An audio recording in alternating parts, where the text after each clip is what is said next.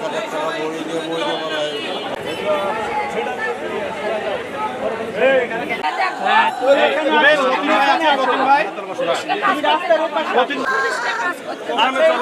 মুসলিম ভাইয়ের দোকানের ওখানে চলো ব্যবস্থা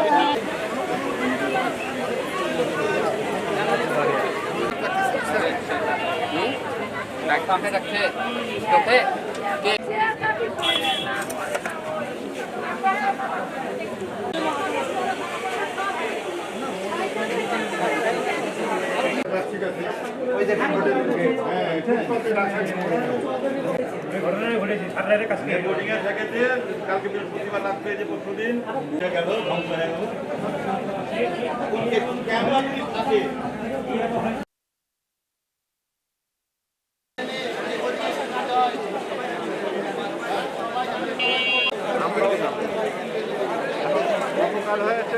মানুষের জিনিস থাকে, মানুষের জিনিস আমার কাছে কাজের জিনিস রাখি, আমার নিজের জিনিস রাখি। আনুমানিক ধরেন অন্যের জিনিস, কাস্টমারের জিনিস আমার কাছে জমা আছে আনুমানিক 200 ভরি। আমার নিজের দিয়ে, কাস্টমারের দিয়ে, আমার কাজের সোনা দিয়ে আমার চাঁদি আছে 1000-1200 ভরি। সেটা আমার মোটে কিচ্ছু নাই। আমার একটা নাকফুল নাই, আমার নাকফুল আছে, আমার ডায়মন্ডের নাকফুল আছে, কিচ্ছু নাই, সমস্ত কিচ্ছু নাই। আপনারা গিয়ে দেখেন, ছবি ওঠা। পাশের দোকানের তালা খুলেছে, পাশের দোকানের তালাটা কারা খুললো? পাশের দোকানের তালা কারা খুললো? তালা খুলে ঢুকেছে। ঢোকার পরে ওই আমার ওয়াল আর ওনাদের ওয়াল যেটা, সেই ওয়াল ভেঙেছে। ভেঙে আবার ওখান থেকে আমার সমস্ত মালামাল নিয়ে আবারও যেই রোড দিয়ে ঢুকেছে, আবার ওই দিক দিয়ে আবার বেরিয়ে আবার ওই পাশের ঘরের আবার শাটার আবার তালা মেরে আবার গেছে। আমার প্রথম প্রশ্ন যে অন্য দোকানের তালা কে খুললো এবং কে লাগালো?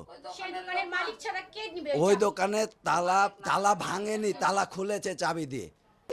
আমাদের সব শেষ, আমাদের সব শেষ। দোকানে একটা কিচ্ছু নাই। আমাদের একটাই অনুরোধ প্রশাসনের কাছে এবং আপনাদের কাছেও, যত দ্রুত সম্ভব আপনারা এই অভিযোগ, যারা এই ধরনের দুর্ঘটনা ঘটিয়েছে তাদের ধরেন আপনারা। এর পূর্বে এমরাই হয়েছিল, তারপরে আজকে কারোসরি জুয়েলার্স হয়ে যাচ্ছে, কালকে আরেকজনের ঘটবে না, এটা আমরা বুঝতে পারছি না। আমরা আমাদের নিরাপত্তা চাই। আসলে এই দোকানদারটা সম্পূর্ণ নিজস্ব তার জিনিস না। আমি নিজেও তাকে কাজ দিই, আমারও বেশ কিছু স্বর্ণ ওখানে রাখা আছে, বা এরকম অনেক ব্যবসায়ীরা তাদের স্বর্ণ তাকে দিয়ে রেখেছে। হ্যাঁ, যারা আমরা হোলসেল ব্যবসা করি এগুলো দেওয়া থাকে, ঠিক আছে। এই জিনিসগুলো সম্পূর্ণটাই নিয়ে চলে গেছে। বাংলাদেশ জুয়েলার্স অ্যাসোসিয়েশন রাজশাহী জেলা শাখা, আমরা নিরাপত্তায় অবশ্যই ভুগছি, কারণ আমাদের নিরাপত্তা নাই। আমাদের একটা স্বর্ণকারের দোকানে মিনিমাম 100 ভরি 200 ভরি মাল থাকে, যেখানে কোনো নিরাপত্তা নয়। প্রশাসনের দৃষ্টি আমরা সব টাইমে আকর্ষণ করি। এর আগে বেশ কিছু ঘটনা ঘটেছে। প্রশাসন থেকে আমাদের আশ্বাস দিয়েছে। আচ্ছা, এখন কথা হলো, এই ঘটনাটা বাংলাদেশের প্রত্যেকটা জেলায় ঘটছে, তার কোনো সুরা পাচ্ছি না আমরা। এই দিব এ হচ্ছে করে আমাদের সময় পার করে দেয়। তো এখন এটা রাশিয়াতে কী হবে এটা বলতে পারছি না। আমরা কেন্দ্রে জানিয়েছি, কেন্দ্রের সভাপতিকে জানিয়েছি উনি আমাদেরকে বলেছে, আশ্বাস দিয়েছে, আমরা ব্যবস্থা করছি। এখন সম্পূর্ণ এখন আপনাদের উপর নির্ভর করছে আবার। জিনিসটা যেন উদ্ধার হয়, এটা আপনারা একটু সহযোগিতা